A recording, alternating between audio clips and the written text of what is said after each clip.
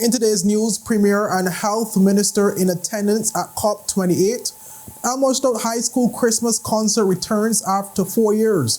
HODGE-SMITH on challenges with district offices. Filmmakers inspire new generation. And Guyana wins Peter HAYCRAFT T20 tournament.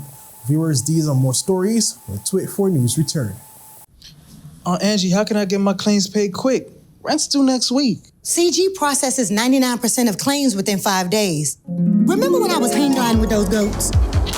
I caught a gust of wind and flew right into a moving car. Every appendage was in the cast, and they paid fast and fairly. That's what I get for trusting a man with a mustache and an eye patch. Now I gotta go. I'm meeting the guy who bedazzled my toes. 99% of claims are processed within 5 days. CG Insurance. Good like that.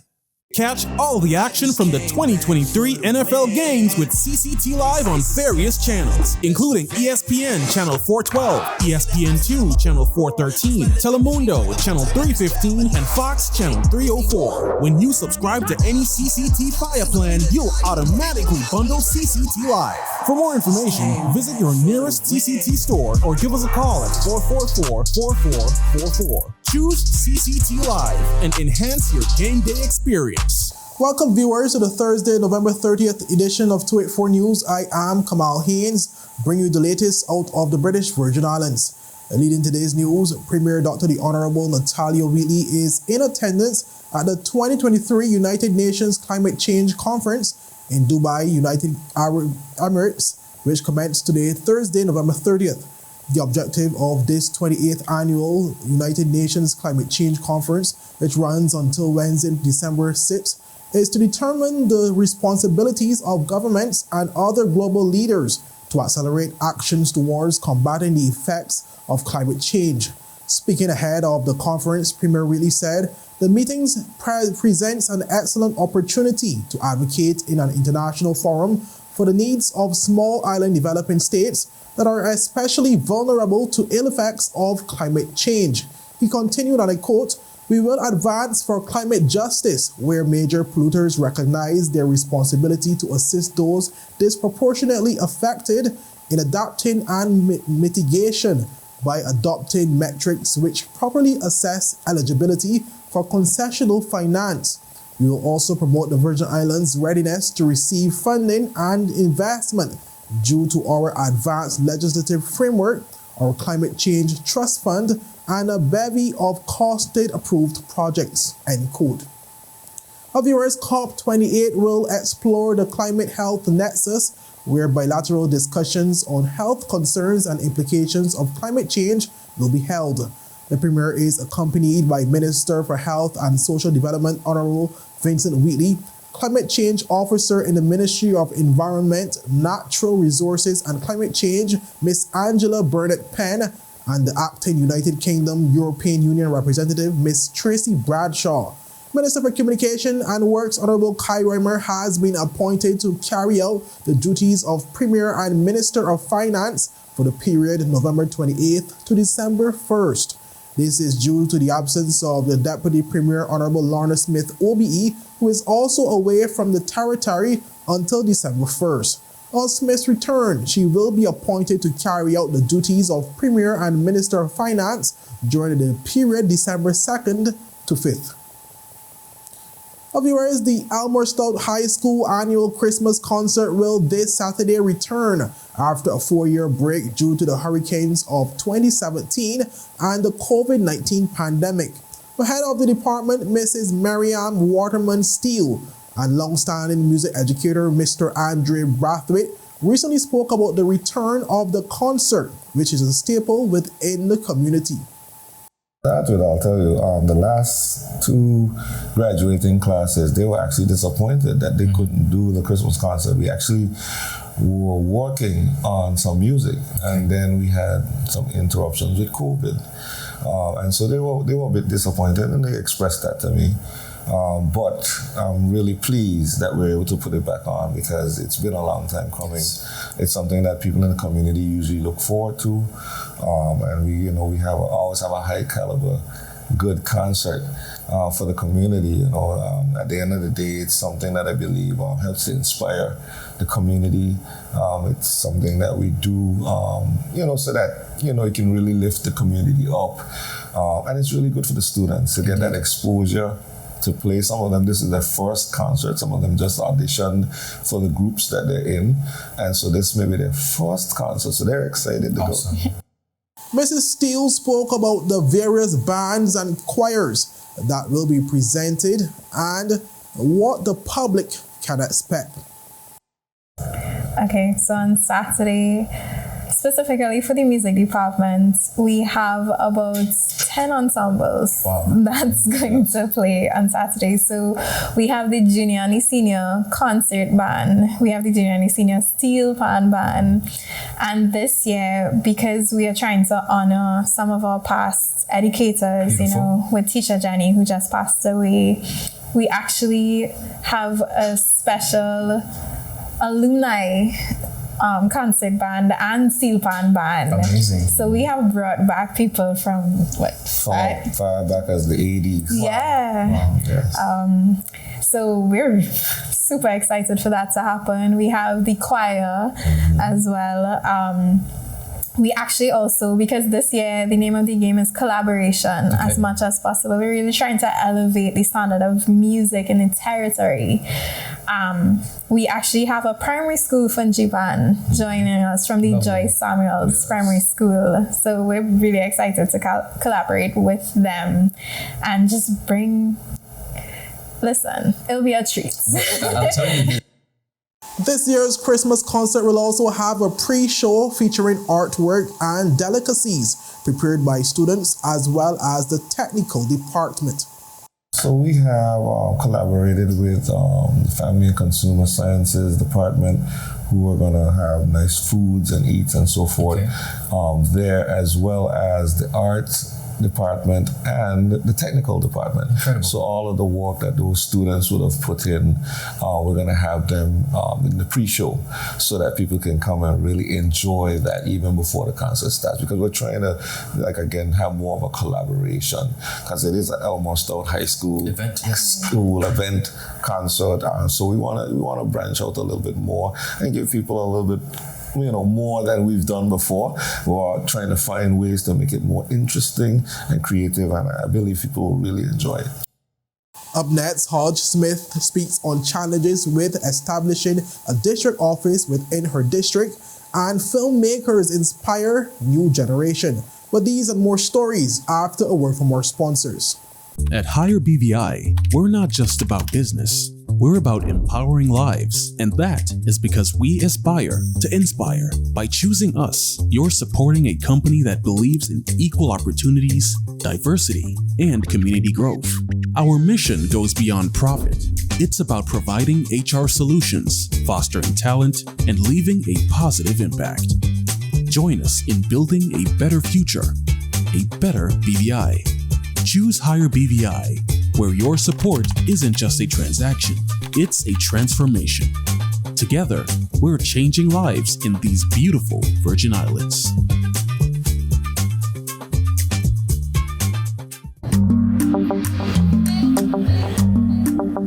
Yo, everything good there? Aye. This thing got me one way that day. What do you mean? Ever since I hook up with this thing, I can't eat, I can't sleep. This is the first thing I touch it when I reach home. What do you mean? Hey, this ain't like you, Dad, this thing got me staying home, keeping out of trouble me. Wow. What's your name is? Shit. I talking about my CCT life. Don't worry about missing your favorite series, sports, news, and local programming. Come to CCT today and sign up for CCT Live to access over 80 channels.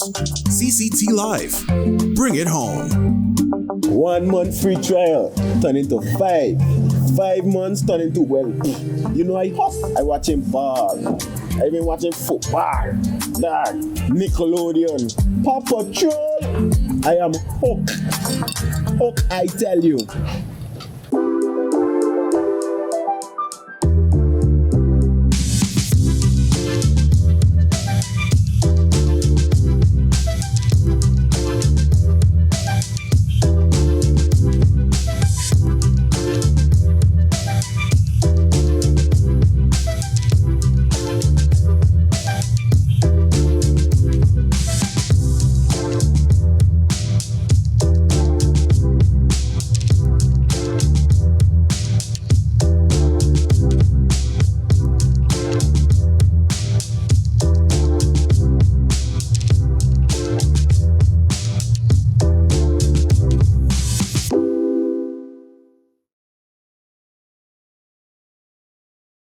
Welcome back, viewers.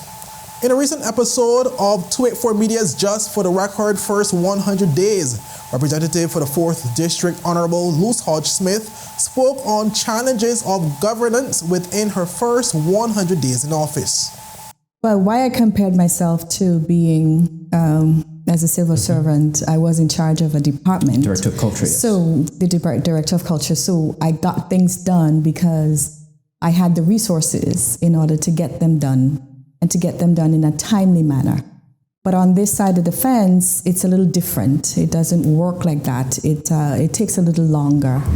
Definitely because, first of all, you don't have the access to certain resources that you need to get things done. So you have to depend on others, in my capacity, that is. Okay. And it's understandable. It meant even to how things actually work on this side. And that's what I've been doing. I've been learning, I've been asking questions, I've been, searching for the answers that I need to get to the questions that I've been asking.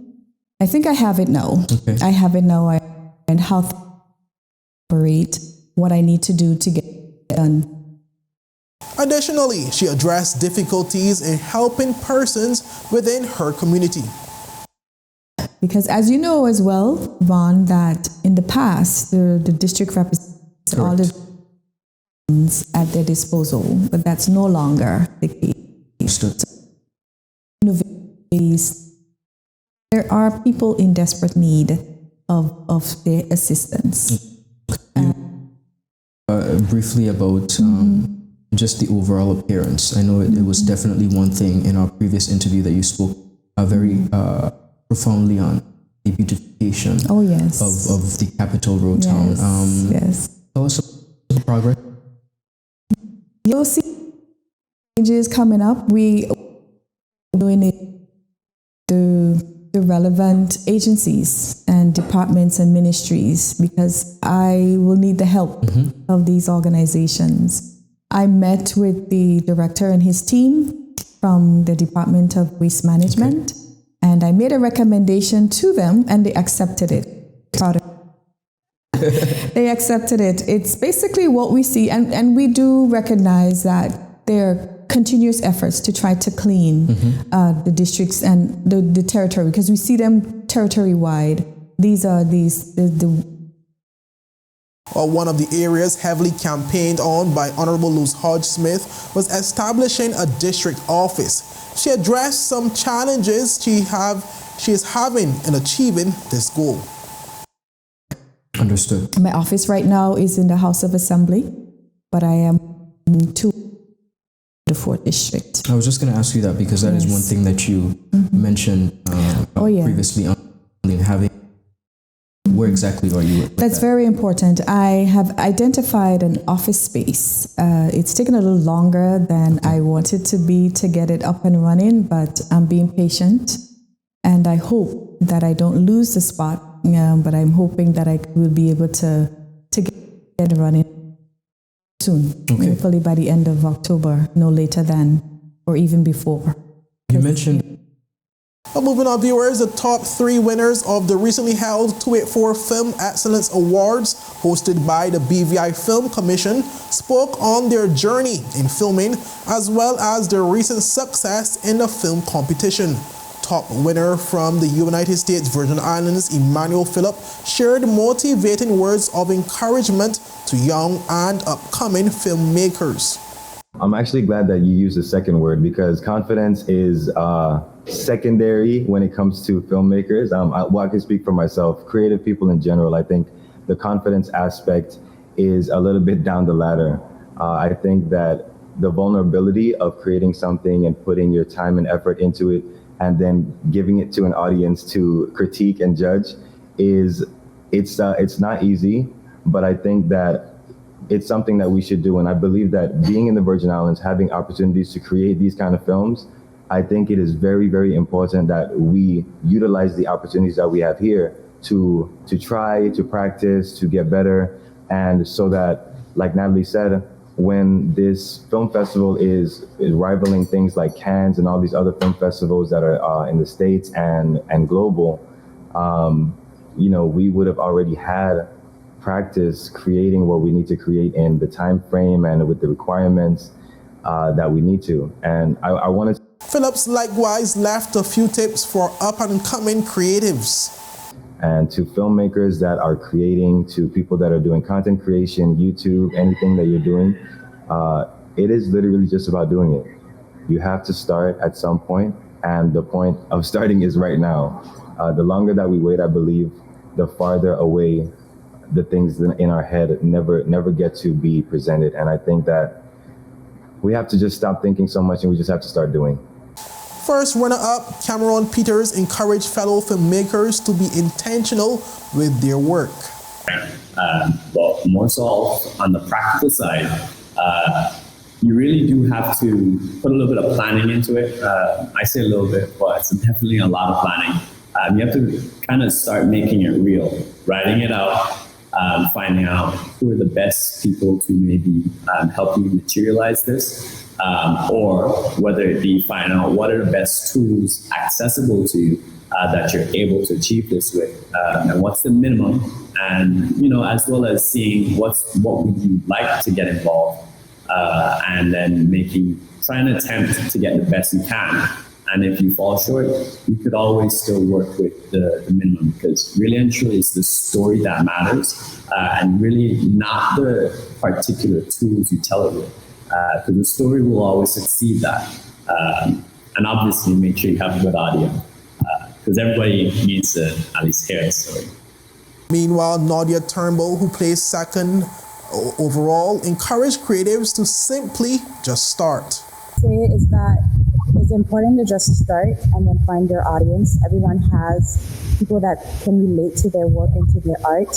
What might be art to one person would not be art to another. And it's really important to find your tribe and find your audience and find the people that connect with your work and just start. So once you start, you're going to find that maybe not everyone gravitates to your art at first, but over time, after you perfect your craft, as you work on it and as you build and as you grow, people will grow with you and you would start to attract more people.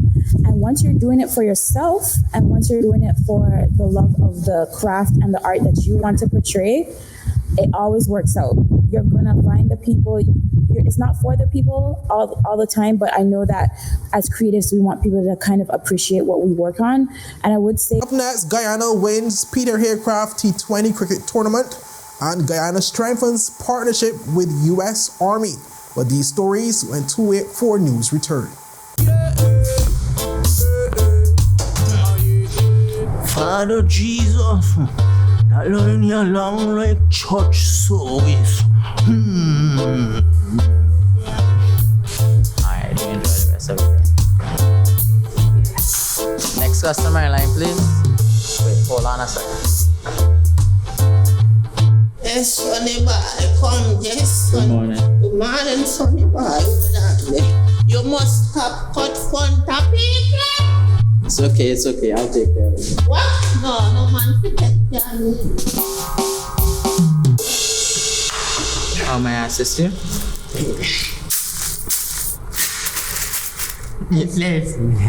You want top of power?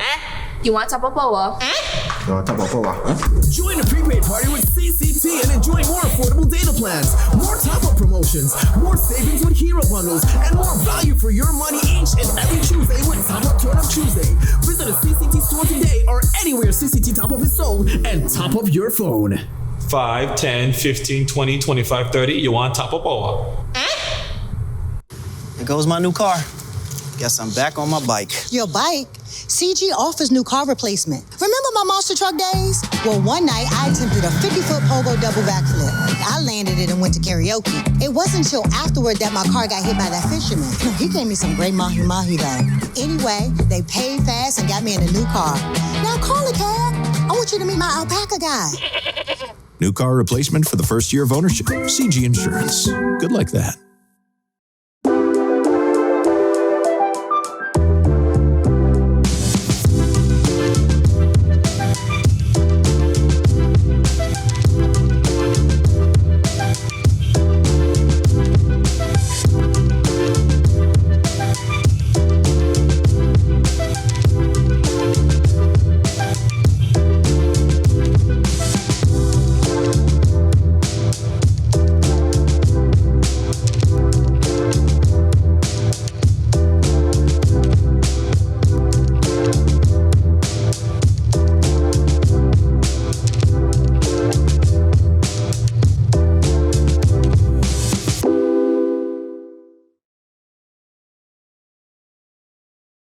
Filmmakers, and thank you so much for sticking with us.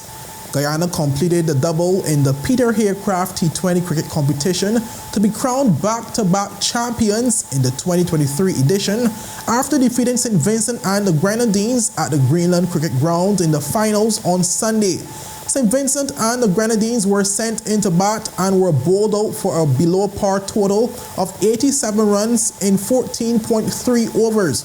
Kazem Haywood top scored with 44 runs from 31 deliveries, but it was the bowling brilliance of Guyana's Royston Duggins that took the spotlight as he ended with impressive figures of 4 wickets for 4 runs from just 2.3 overs, which earned him the Player of the Match award. In reply, Guyana cruised to victory, scoring 90 runs for only 2 wickets from 7.1 overs to win by 8 wickets. Colin Fraser and Keon De Jesus ended with 34 and 24 runs respectively to lead Guyana to victory. Well, here's a look at those highlights. First ball gone for 6.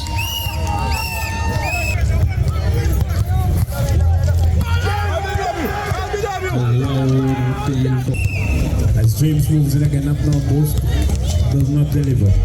Somebody has some wonderful gift. He's driving. One and clear. Both again goes in. And full toss and it's gone. It is James. Bowls and delivery.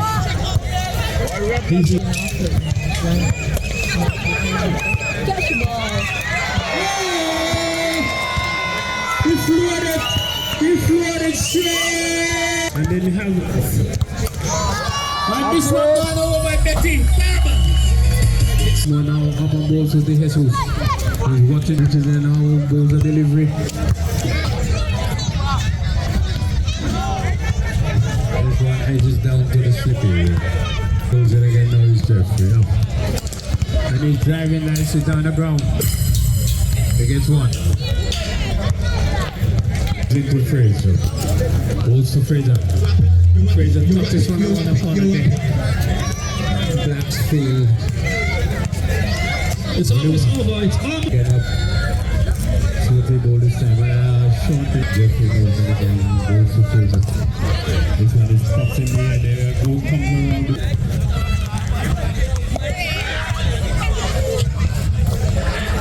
Four. That's the end of it.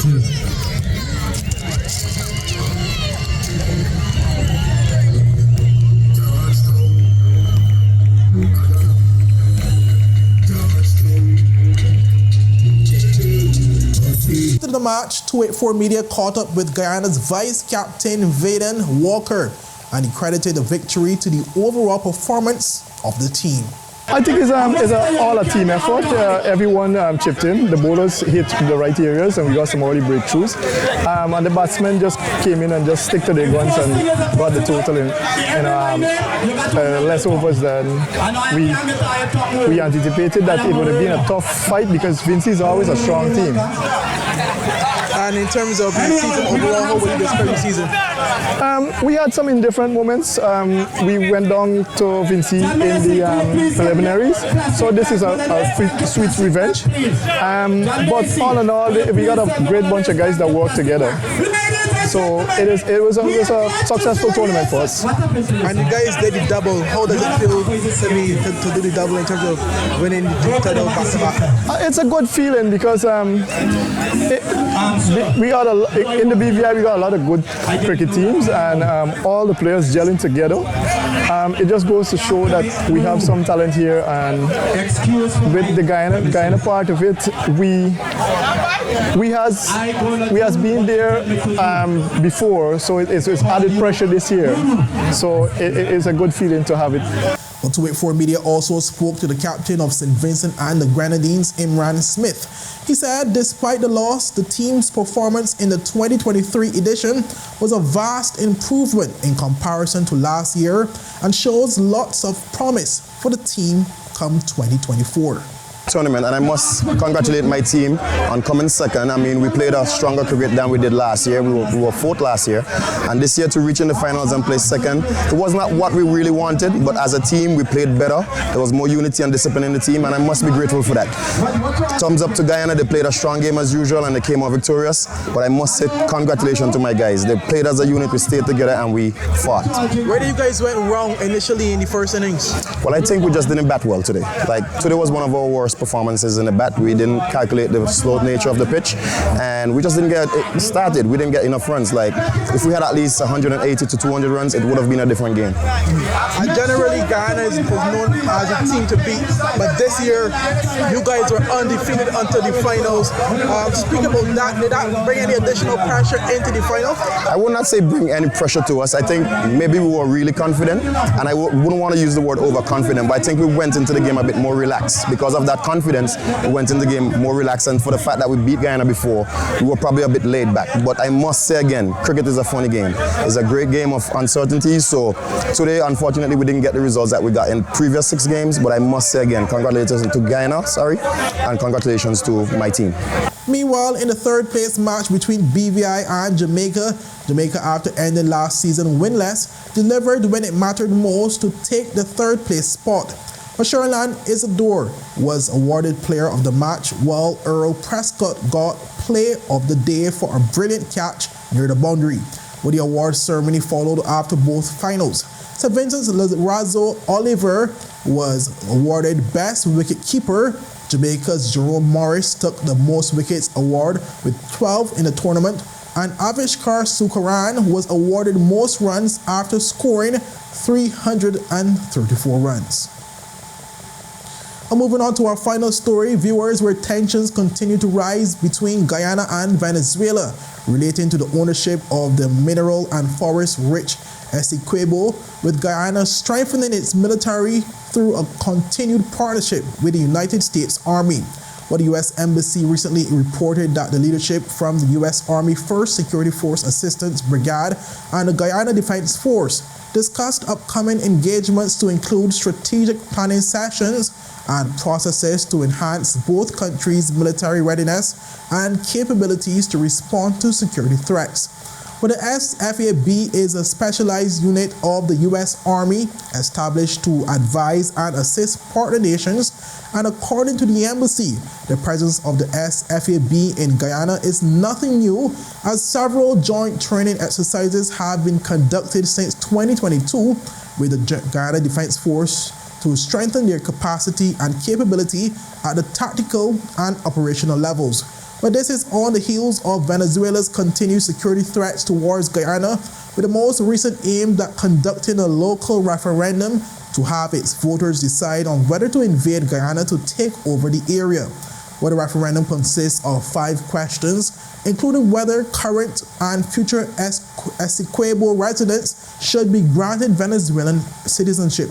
Guyana sees the referendum as a case of annexation and asked the International Court of Justice on November 14th to halt parts of the vote. The court's decision will be handed down tomorrow, December 1st, during which Judge John Dongu, president of the court, will read the court's order regarding their decision. Well, Guyana applied to have the ICJ in 2018 to have the 1899 Attribute Award, which established the border between Venezuela and the then British Guinea, confirmed as legally enforceable. The 1899 ruling was likewise cited in this application as a full, perfect, and final settlement of all issues pertaining to drawing the borders between Venezuela and the British Guinea province. Well, during an ICJ sitting, Venezuela vowed to go ahead with its referendum on Sunday, December 3rd, regardless of the decision handed down by the ICJ. Well, the 61,600 square mile area accounts for 2/3 of Guyana. Well, viewers, that's it for today's news roundup. Be sure to follow us for daily news updates at 284media.com and like us on Facebook at 284media and 284BVI on Instagram and Twitter. I'm Kamal Haynes, and I'll see you again tomorrow. Have a safe and enjoyable evening. Bye-bye.